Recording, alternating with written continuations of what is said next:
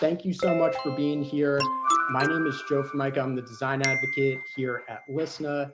My bio and experience doesn't really matter much for today because we're going to get into talking with Grace, who I'll introduce in just a second. But wanted to just introduce myself first and just give you a quick little rundown of what we're doing here today. This series of doing Q&As, we've done a previous one with Taylor from Ally Financial. We got Grace here today.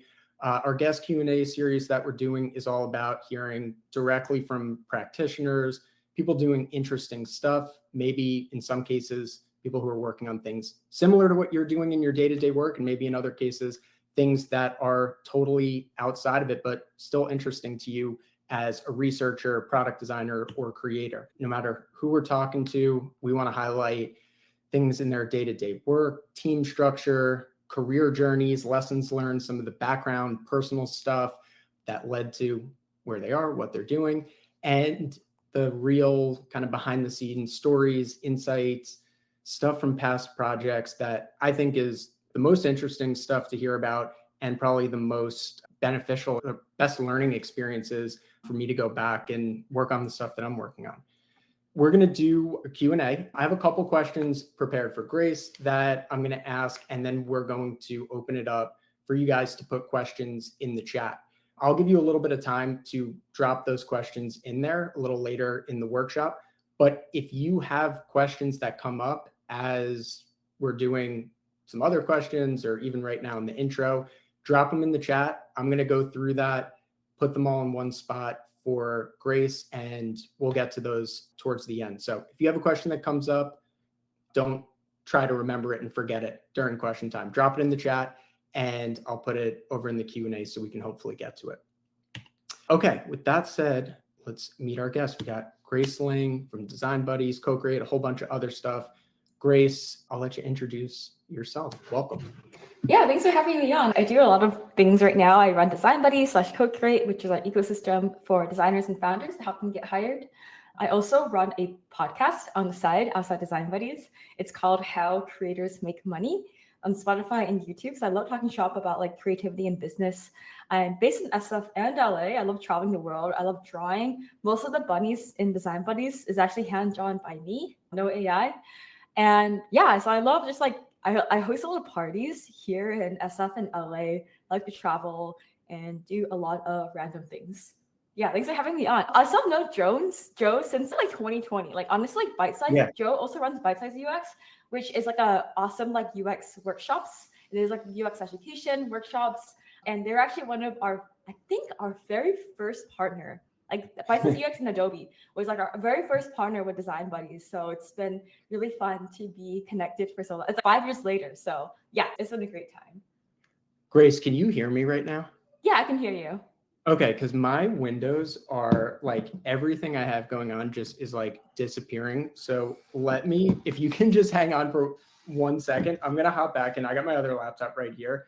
So It will not take long, but just give me 1 second and I don't know what happened. Everything just... Oh, no, I've had technical difficulties as well, but I would also love to learn from y'all in the audience.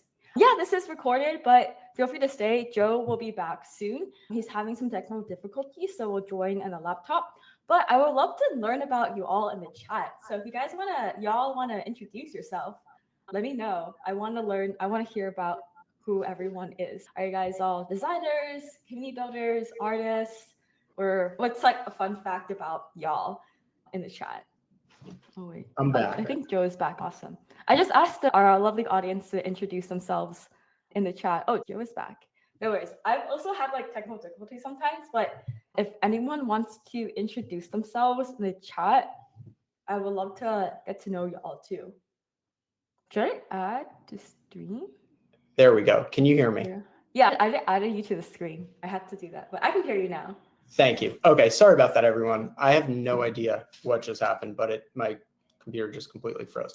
Cool. So let me get back to this. I'll share the slides as well. I heard everything. I could hear you guys, so sorry about that, Grace. But yes, it is recorded, and I'm going to share the slides recording. You'll get that all in an email afterwards. So Grace, that was a bad time to have a technical error, but can you tell us a bit about your background, career journey, And I guess specifically what you're up to now with Design Buddies, CoCreate, and anything else that you're working on in the product design community world, let's say. Yeah, up to a lot of random things. Not about random things, they all relate to each other. I run Design Buddies / CoCreate. We have a team now, and we're trying to help more designers land jobs, designers learn design, founders hire designers. So we do education. We have our CoCreate design project cohorts. We do recruiting. We do events. We do content. I'm also growing our content as well, like with our newsletter and social media with our team. I also run the podcast, How Creators Make Money, talking shop about creativity and business and how creators are making a living outside of brand deals. But my journey is like really different. Like a fun fact, like I started my life, I wanted to be an anime artist actually when I was in school. I was like 10 and I wanted to be an anime artist, and I played along this game called Maple Story.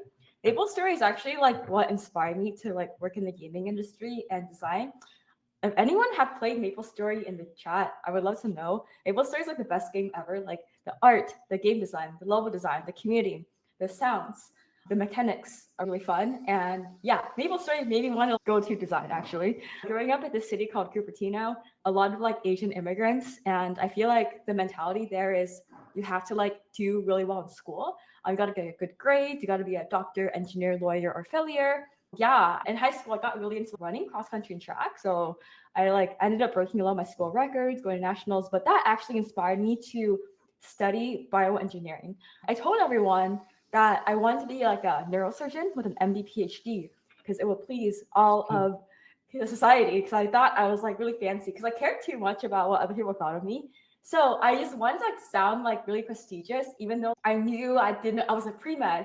But I went to this like Stanford pre-med day. And my takeaway from that is you had to live and breathe medicine. Otherwise, you're in the wrong room. So at that moment, I was like, I'm in the wrong room. So I don't live and breathe medicine. It's cool and all, like biohacking. Yeah, it's cool. I'm just like, I'm in the wrong room, man. And then I later picked up computer engineering. So I ended up studying bioengineering and computer engineering in college. So I want to be a software engineer because obviously like Silicon Valley, ooh, bang, sexy job, wow. On LinkedIn, it's like I always see people like, oh, I'm excited to announce that I got a software engineering role at Google, and it seemed like the dream life. At the time, it's like, ooh, I want to be like a FANG designer, FANG software engineer, whatever. I can't leak code for my life, so I ended up like getting rejected from a bunch of software engineering internships at FANG. Ended up getting like a software engineering like game dev, software engineering internship at like Intuitive Surgical. So I actually used to do mostly game dev, like engineering stuff. And then when I graduated college, I was just like, I was like really slow at coding. Like I have so much respect for people that can like code because my brain ain't think that way. I just cannot. Like I was just like really slow at it. And then it was just like so hard for me. Same with school too. Like I'm really bad at memorizing things and really bad at like abstract thinking. So I really like design because it's like very logical, very like problem solving, very visual. So I went into UX design. So I ended up working at EA Electronic Arts for about 4 years. How I got in was literally like, I kept getting rejected from a lot of places because like I didn't really know what I was doing. So I was just like reaching out, cold applying. And at the same time, like I'm just like, I heard you break into tech because of who you know. So I was like, all right, I don't know anyone. So I'm just gonna make myself famous. So I made Design Buddies, and I made Design Buddies. It's like, okay, everyone join Design Buddies, and it grew a lot. And now I quit my job to do Design Buddies full time because that's how fulfilling it was. But actually, growing Design Buddies, posting on LinkedIn, cold reaching on LinkedIn helped me land my job at EA. I didn't apply. I simply just built up a personal brand, built up a community, and posted a lot about that on LinkedIn and got a job at EA. So I started as an intern, did full time, was there for 3 years and 7 months, almost 4 years ish. Can't exactly remember. It was a fun time. I ended up leaving because I don't know. I feel like life is short and I felt like I could make more. I was also like 4 years is a very long time in tech. I felt like I couldn't learn as much anymore and I was like getting a little bit bored. And I feel like I want to challenge myself. I'm still relatively young and I don't have any like responsibilities that much. So I was just like, I'm just gonna take a bet on myself and do Design Buddies full time. So I've been doing that since April 2020. It's been like really amazing. Yeah, so that's a bit about my career journey. A lot of twists and turns. I changed my career path like 5 times. A lot of imposter syndrome. We're all figuring it out. And it's like all about the journey and not about the destination. Thank you, Grace. That's fun. I got into UX design the same way. I was learning development and front end development and I was like okay at it, I shouldn't say okay. I was bad at it, but I was learning. And I had the same feeling where I was like, I know what I want to build. And like, I just don't, I want to build stuff, but this way of doing it is not how my brain works. And this was probably a lot longer ago than when you got into it, but I was like, found out about this thing called UX design basically, and was like, oh yeah, that sounds way more up my alley than trying to like debug stuff. And most respect for engineers, but I had a similar way of getting into product design as well. We're going to talk more about Design Buddies. If people have questions about game UX design, I know there's probably some limits to stuff with EA talking about, but drop those in the chat, you guys, if you have them. Basically, Grace, can you mute for a second? The sound, sorry. And then I'll bring you right back on. I want to get into, basically, Grace, the reason I wanted to have you on was a lot of the things that you've worked on between Design Buddies, communities, CoCreate, working on game design and stuff at EA. They're communities, but they're products involved in them. And and it seems like the vast majority of stuff you've worked on and done has involved connection, interaction, engagement between people, things that like a lot of products want to achieve, a lot of communities want to create in different ways, whether that's like a social network or connection or good interactions in a game or connections between doctors and patients. It's a hard thing to do. And the stuff that you've worked on, you've done a lot of that. I've noticed since day one, specifically in Design Buddies, that there's really good vibes. There's even good vibes here in the chat today because I'm sure we have a lot of buddies here. So I wanted to ask you, you started Design Buddies small, and you could talk about this with Design Buddies or anything else. It starts small. You can feel the vibes of something in that it's good and it's an important part of building engagement and a community. How do you design for that or create that? And then as things get bigger, as Design Buddies is now, how do you like keep track, measure that when it's not something that you can necessarily be at like every interaction that you're a part of? So how do you measure good vibes and satisfaction? Yeah, great question. There's like a gardener outside. He just stopped. This is really not happening. Yeah, thanks y'all for being patient about that. I see some chatter in the chat. Feel free to also drop your social links if you want to connect with each other. If you're interested in like game design, the same thing too. But good vibes. I feel like it's like a lot of tech bros would have these like community software to like measure KPIs and like engagement, retention. Yeah, referral rate and stuff. Like honestly, like that's also important, like actual metrics. But I feel like good vibes, it's like a feeling. It's people are connecting with each other, like people are taking I guess I measure that based on like how many people, like the happy people I see at my meetups and the happy people in Design Buddies, and how many people like personally reach out to me on LinkedIn or on Instagram or on Discord about how much Design Buddies has changed them, or how they learn design, how they like landed a job through Design Buddies too. So I think it's like the DMs I get. And then also a great measure of good vibes I saw at our CoCreate conference was like, I think like 30 people posted about us on LinkedIn after attending. We had 250 people in the room and 30 people like posted selfies of themselves or like pictures of themselves happy at the conference.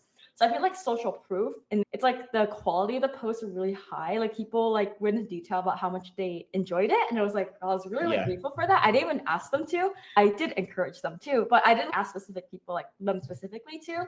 So that stuff. So, and then also I see people like tag Design Buddies on Instagram, and if they meet, I've seen people like meet buddies like in Discord, but meet in person and tag us on Instagram. And I always repost the stories in that too. So also like I try to maximize time when people can connect with each other.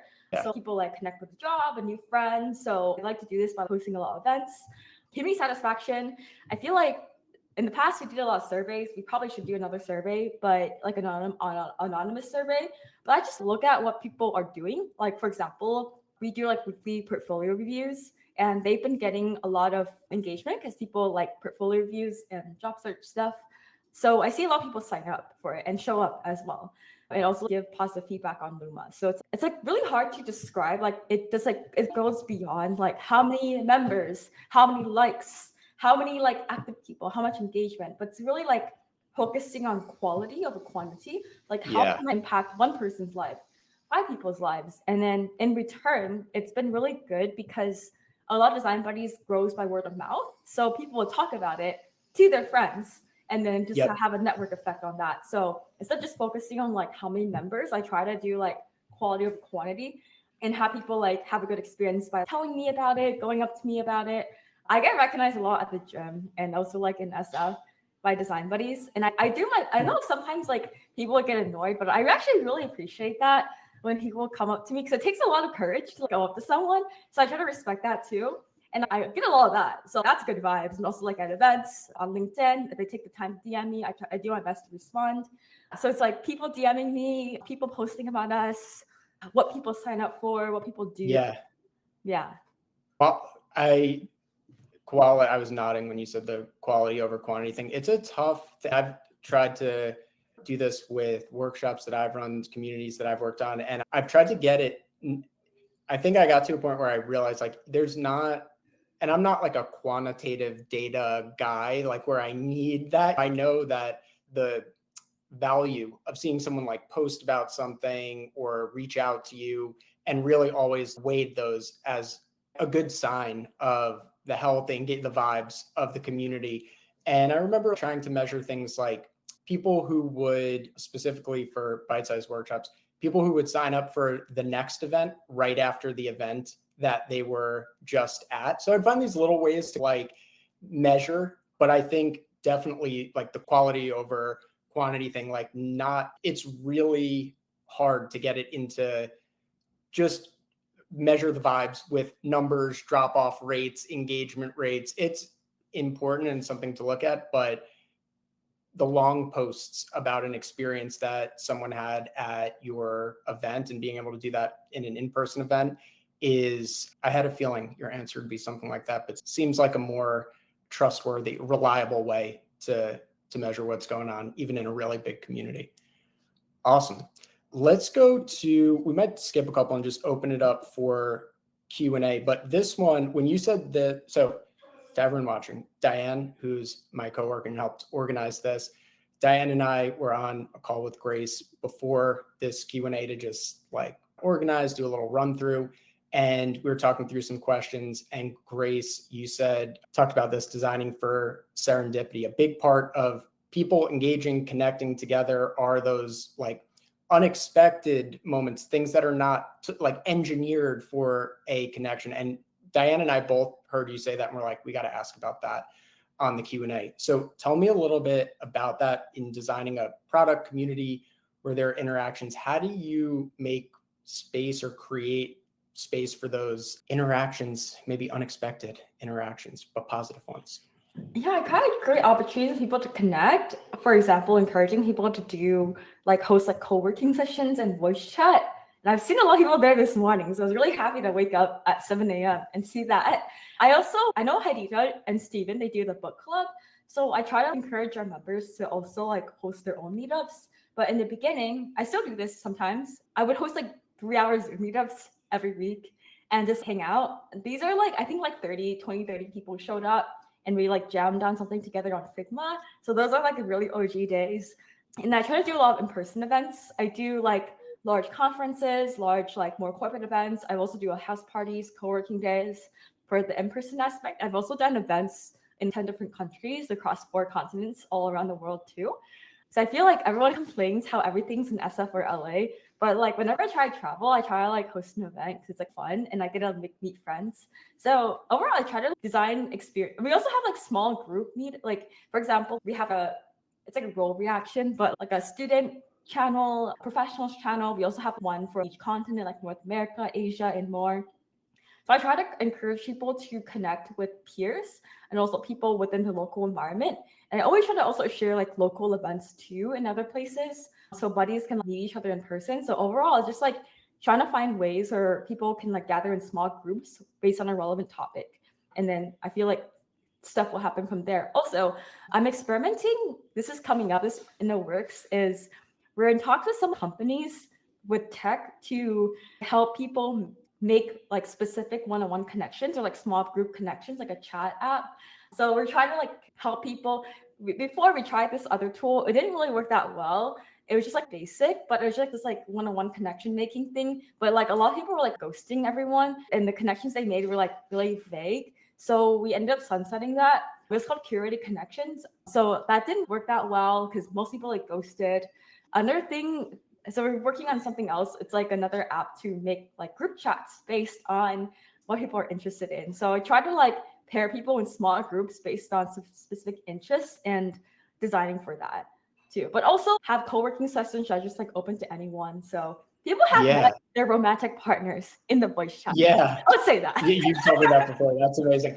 That's something I've noticed with you, like you're involved, you're part of all the communities you're creating, you're part of in every possible way. And I think that's like a huge aspect of it. But I've noticed just from working with you, collaborating with you, being a part of these, that I don't want to say it's like hands off, but you leave space for a co-working session that doesn't have a super tight agenda, but and follow the lead of what people in the community are doing. Do you think that is something that's been beneficial to maybe not overthink or over engineer how you're going to connect people or like what it's going to be over, but sitting back a little bit and letting things happen and observing them and then going from there? Yeah, I actually have a lot of trust in people in our community, which is good and bad to say. Design Buddies, it says almost 100,000 people in our Discord, and sometimes there's like crazy people who join. But I generally feel like people are good. People are trying their best, and the reason why we can scale is like I don't have to be there all the time. We have our community members like basically engaging and being active, and it's like really cool. But sometimes as we're really big, we always get, not always, but sometimes get trolls, which is okay. But I feel like 99.9% people are nice. So I just help them like lead stuff as well. Yeah, I feel like buddies are nice. I trust y'all. Yeah. I think everyone's just trying their best. Nice. And if people like are weird, then people will report them and we just like ban them. I'm just looking at the clock. Let's open it up for questions from everyone. I can answer faster. I get excited. I usually do often Q&As I do. People like grow me with like design career advice, but this is the first time where I'm like, ooh, community and design. So I can also answer the rest like faster too.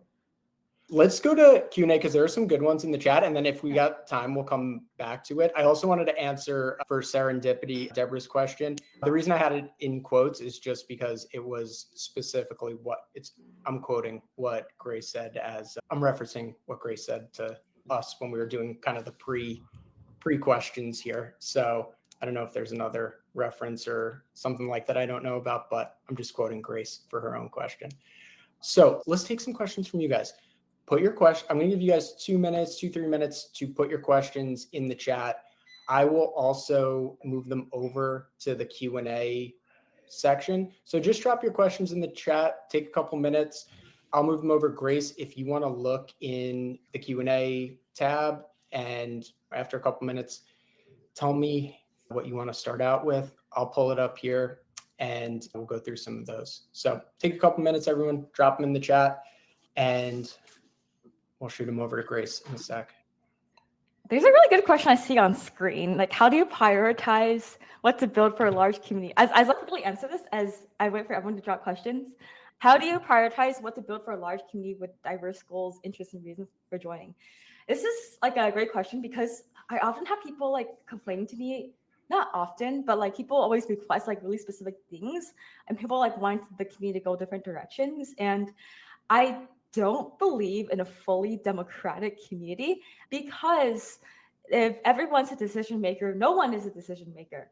So what I try to do is I try to collect as much feedback as I can, feedback from people who disagree with each other, and just collect as many perspectives as I can to make decisions that benefit the majority. Because if everyone was in control, then it would be like anarchy. Yeah, so I just try to understand everyone from different perspectives and just try to like help as many people as I can. And I acknowledge like I will piss people off, but that's okay. I'm just trying to do my best and help the majority. Yeah, so that's what I do to balance perspectives. And I also think about the overarching goal, like we want to increase opportunities for designers. What will help us get closer to there? So that feeds into we do like education, we do events, recruiting, jobs, content and stuff to help people go there. So I was like, I'll have this idea. Does this meet our goal? If yes, and people like it, we'll do it. But if like really specific requests, then probably not. Yeah. Yeah. Do you have any interesting examples of things that maybe sounded like a good idea, not to put you on the spot, but that sounded like a good idea, or things that were being requested in your community that you, I don't know, either like immediately thought was a bad idea, considered, or had to like make a tough decision on what people were asking you for? I can't say this on live stream. I can tell you like really big one, but I can't tell you. We'll put that in the post recording with a age restriction or something. I don't know. Do you want to check? Let me check the chat. So we got Nishant, put that in there. What has been your biggest hurdle since taking on Design Buddies full time? Do you want to answer that one, Grace? What's been your biggest hurdle? Yeah, and I also acknowledge I see a lot of career related questions. These are great questions, but I feel like we have limited time here, so we'll try to focus on design questions. And if you like have any more questions, feel free to message me on like Discord or LinkedIn or Design Buddies Discord afterwards. Design Buddies, oh my god, yeah, money. I think I found a way. Like monetization, money is not a dirty topic. I found a way to make money while keeping the community free, so it's been good. But sustainable income, like we have like brand deals which are like random. So yeah, money was not really an issue because I have a lot of savings, but that was like a big factor I thought about too, taking Design Buddies full time. Oh wait, no, I'm like thinking out loud. I feel like finding ways to make like MRR or ARR, annual recurring revenue, is good. So I have a lot of like random side hustles I do, but I don't like them a lot. So I just find a way to have like offerings for Design Buddies and keeping the community free was like definitely like a challenge in terms of like directions I want to go in. Like I never want to sell out and promote something I wouldn't use. So a lot of brands would reach out to me, like wanting to promote them, but if I need to try their tool, I think it's like BS, and I don't. So I believe I think the most important thing having community is like trust and integrity. So I would never do something that will make me sell out. I promoted something once and I was just like, oh shit, I shouldn't have done that. So I learned from that situation.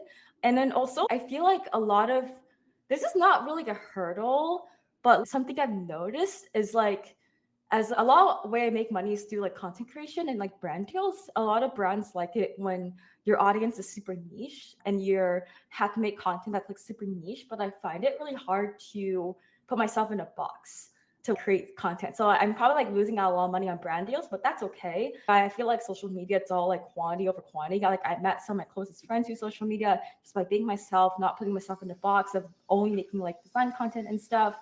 So that's like an interesting thing as well. Oh my God, another thing I realized, this is like the biggest one actually, losing friends. So I used to hang out with a lot of designers. I still hang out with a lot of designers. I love designers, but I grew apart from so many of my friends in person because I wasn't as relatable anymore. Like we bonded because we had a shared goal of climbing the corporate ladder, stakeholder value, that stuff. And I don't know, it's like nothing bad. We don't like dislike each other or anything, but just like really sad because, not really sad. It was sad because I thought they were like my good friends. We actually met through Design Buddies, but I just feel like it was sad how we grew apart because we had so many years together. But I just feel like it's just like lack of relatability and losing friends. So that was the hardest part, but that's okay. Sometimes you grow out of friendships and that is completely okay. There's so many great people in this world. So I feel like I was like thinking out loud when doing this challenge because I started with like money, but I realized it's like not really a challenge. It's like a fun thing. And positioning myself and like honestly like it's like losing friends, yes, but that's okay. Friends can come and go, but the real ones will stay. So it's a good filter for real ones. A lot of new friends.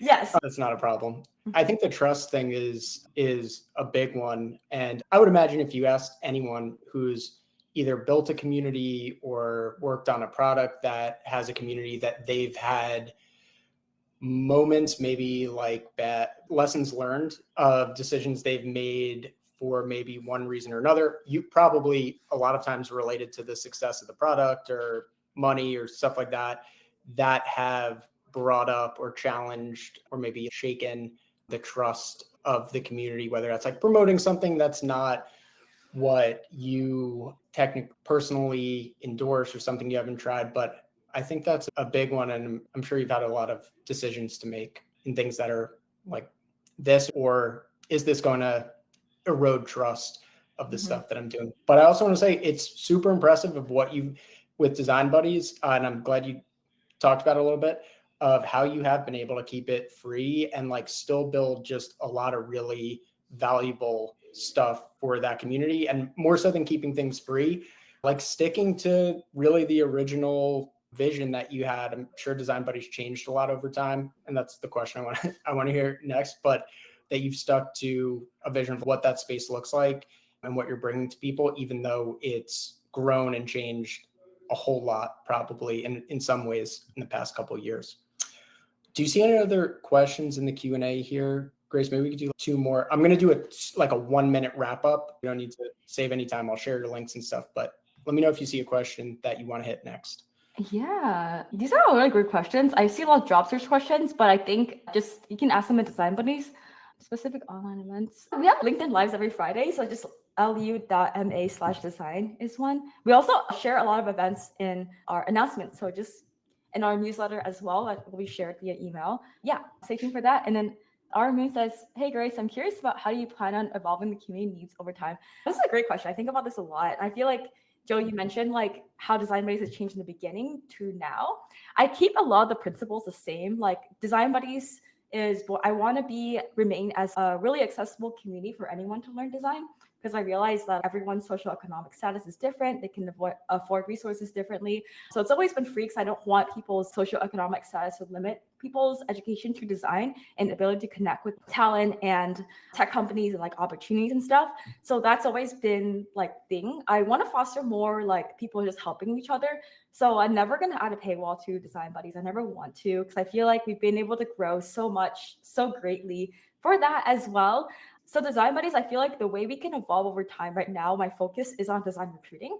I'm talking to a bunch of startups and founders and understanding how they hire designers. And a lot of tech companies that understand that, because they're actually designing like an AI product to help with that too. Also, I'm always also finding ways to make more money, because we can't keep the lights. We need to keep the lights on, and we need to keep pouring more resources to keep evolving that. Money is not a dirty topic. I feel like it's been such a sensitive topic because designers, they have a lot of empathy. They want to help people. But at the end of the day, you need money. You need business. You need business. So we actually make money through like the high ticket cohorts, which are the really intense ones that help you like get a portfolio. So we have our next one starting in September. We've been selling out each time, like having full cohorts each time as well. We also do recruiting, and I feel like recruiting, there's so much money in that, but it's also like beneficial for the job seekers, because we make money through like referral bonuses and make money through like companies paying us to post jobs. It's like completely free for the job seekers. I try not to like charge job seekers too much or keep it free. Yeah, so like more recruiting, and I'm always like finding ways to like make money to keep the core community free. It's also like good to keep the community free so it grows a lot, and like sponsors pay even more for that too. So I'm always just like thinking about like community vibes plus business goals. That's what keep me awake at night sometimes. Community vibes plus business goals are good. And you can have both. Good like, formula. Yeah. I feel like a lot of people say you have to have them. You got it. Yeah. A lot of people say you can't build a business out of a community. You have to have either or, but I think you can have both, in my opinion. Agreed. Do you, besides keeping Design Buddies free, do you have, because while it's grown a lot, it's evolved. You just talked about a focus on like recruiting, stuff like that. Do you, outside of keeping it free, do you have like core values for yourself of how, or some way to guide yourself? Yes, even if the needs of the people in the community change, even if, as we're going to bring on new initiatives like recruiting, do you have like a set of guidelines for yourself that helps you make those decisions and decide, yes, even if the topic's changing, this decision goes against a main thing that I want to maintain in Design Buddies? Yeah, whether that's written out or I don't know how you reference it, but do you have those, guidelines or like ways to guide yourself through those decisions? It's not written out anywhere, but I show up every day as this. If it sounds fun, I'll do it.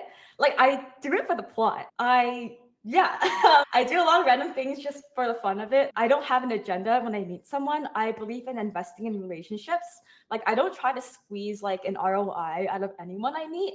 I just try to like be there, listen, learn from them. There's ways we can collaborate. That's cool. If not, that's cool too.